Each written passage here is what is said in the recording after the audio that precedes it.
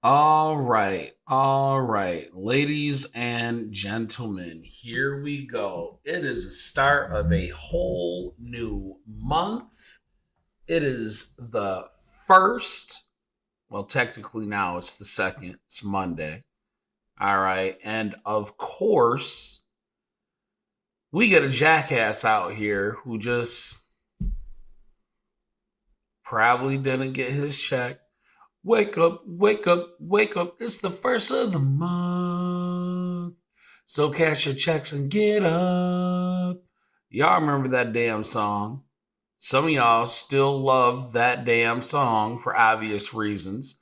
So let's go ahead and check in with this very special looking person and see what this jackass did. I just heard about this. I'm watching this with you guys. Have some breaking news. I want to bring this in now. I've been telling everybody about the Austin mass shooter, and now we have a picture. And this is what we're finding out from multiple federal law enforcement sources to our own Bill Malhusian. And he's black.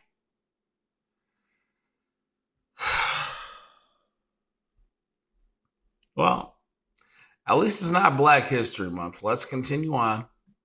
Austin mass shooter is a 53-year-old naturalized U.S. citizen who was born in Senegal and was living in Pflugerville, Texas. Material recovered from his person and inside the vehicle give possible indications of a nexus to terrorism, as the FBI announced earlier today. And remember what we said he had in his possession and was also wearing. The shooter was wearing clothing that said Allah on it. His sweater said property of Allah. And there's also known to be an undershirt with an Iranian flag and other materials inside. And remember what Representative Michael McCall of Texas just told me last hour. He said, Harris, in my own backyard, just last night, we had an event that possibly could have been terror inspired right here in Austin, Texas. This is what he was talking about.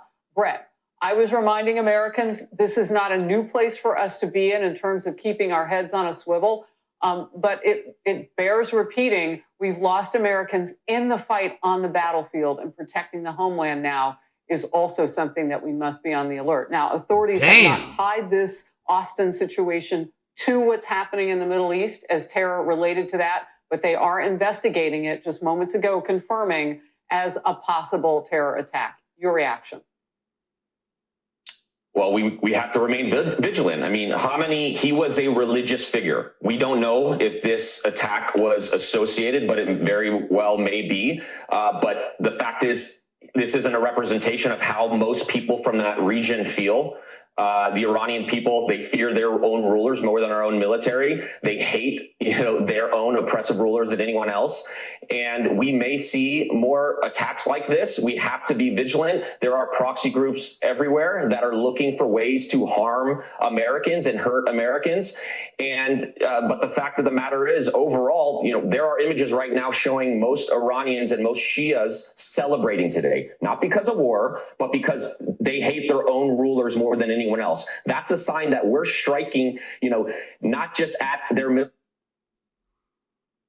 So while other people,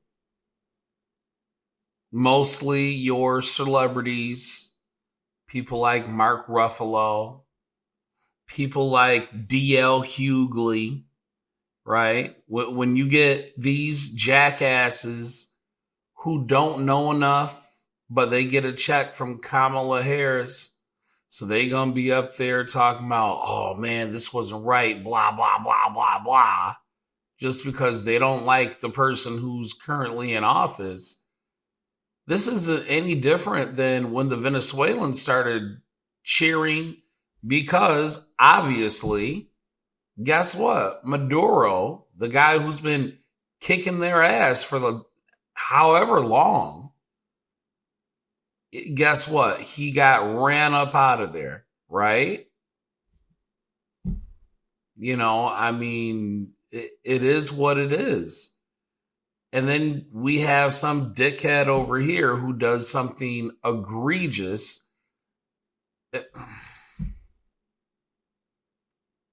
Just because the day started and ends with Y, right?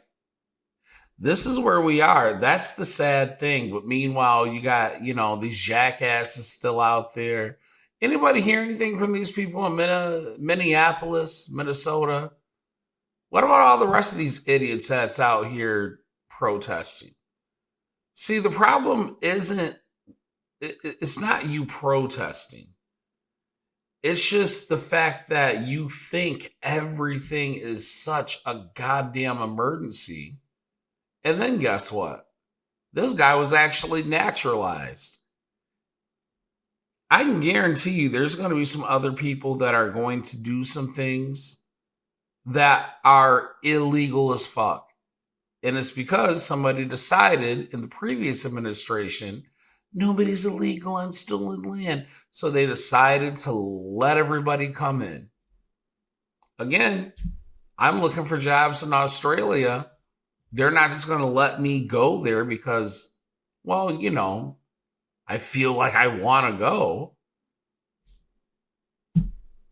They're not just going to let me go hang out in Japan and Thailand because, well, I'm me and I feel as though it's my right. No. They're going to be like, nigga, who are you? Oh my God, ladies and gentlemen. Oh, geez. Let's find out what else is going on. We're striking at the legitimacy of a brutal regime. The Iranian people want better relationships with the West. They have the potential to be our biggest ally. I think it's important we collectively separate the terrorist regime from that of the majority Iranian people. Yeah. These people have spent decades, trying to hurt us. And so the fact is, again, we just need to remain vigilant in the wake of these strikes. Look, I don't want to make too much out of this because the FBI and federal authorities have to do their jobs and tell us what the facts are with this particular case. But you are looking at on your screen right now, the man that they suspect to be the Austin, Texas shooter. And he is 53 years old. And I don't know if you had seen this as well. There were all sorts of descriptions about age, but now we know some specificity. He's 53-year-old American citizen, naturalized originally from Senegal. He is wearing a sweater, and you can see here a sweater that says "Property of Allah" with an undershirt in the Iranian flag. I want to ask you about this. We had a tremendous amount of people come across the border, and I can't ignore this because this is just fact, Brett. There are a lot of people in this country, we don't know if they're being radicalized. Maybe some came in and they participated in that or led the way or have become something different while they're here. But it matters letting millions of people come in and you have no way to vet them. And that's what happened under the Biden administration. We're catching up, but a lot of those people are still here. Your thoughts? Well, with that, as well as what's going on overseas, there's been a seismic shift in global security, right? That regime over there in Iran is, fragile. After decades of corruption, that border for years was a perfect place for the Iranian regime to send some of their proxy groups undetected. I don't know if you remember years ago, we almost had an attack in DC where Iranians were sent in to try and kill the Saudi ambassador at the time. There are humans out there that want to hurt us. And right now there is a complete structural shock to the Iranian regime and their way of life. Their internal system is highly centralized around this supreme leader, and that religious leader is gone. I think that was one of the reasons that President Trump initially had maybe held off the Israelis striking Khamenei because he was such a religious figure. But that's changed now. We've removed that node, and it's created this uncertainty inside the clerical establishment across the proxy networks globally, and we need to just pay attention for more attacks like this. Brett Velikovich, thank you for. Wow, that is amazing. Here's the thing.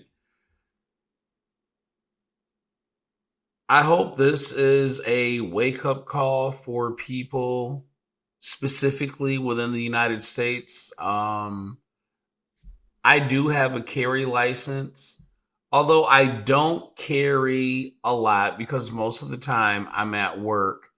And it's just part of my job. They wouldn't let you carry anything anyways. It is what it is. But for the most part, when I go out and about, I kind of don't think about it, but it's because of things like this that you should think about it, because at the end of the day, the police did put this guy down, right? Yay. All right. That is a good thing. They put him down in about 57 seconds, I believe. 57 seconds.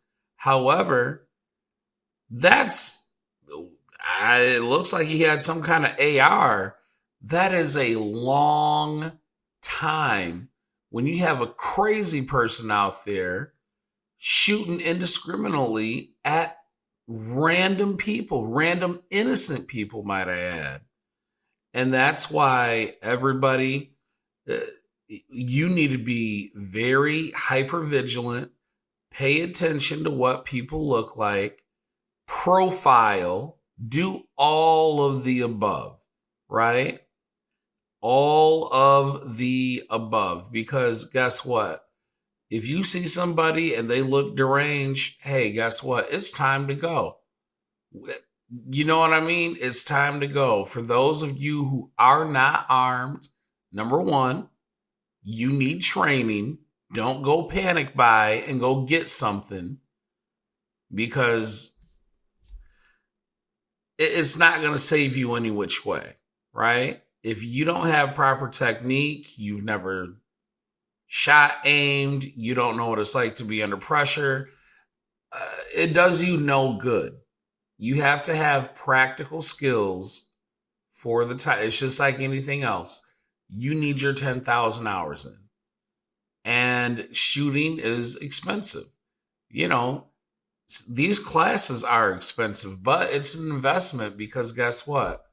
That way you know how to defend yourself in this type of scenario. And for the most part, just being aware of your surroundings and who's coming and going, that's enough right there. Always pay attention. Always. What did Bruce Lee say? Never take your eyes off your opponent, even when you bow. I live my whole fucking life by that motto. Damn that. You know, it's just sad to see. This is an absolute unavoidable tragedy, and well, completely avoidable tragedy, and people can blame it on mental health and whatever else. But you know what? I don't care. Like I really don't care. Nobody else seems to have these problems except for the United States. And you can say, "Oh, well, it's because of this. It's the guns." No, it's because people have no more decorum, and people get to hide behind these little labels. And somebody was mean to me when I was 14 years old, and blah blah blah. And here's the thing: this man wasn't even from here, right? Who knows how long this man's been in the country? But this is what he chose to do. Sweet Jesus. Anyways, pray for the victims, pray for these people's families. And ladies and gentlemen, I will see you in the next one. Peace.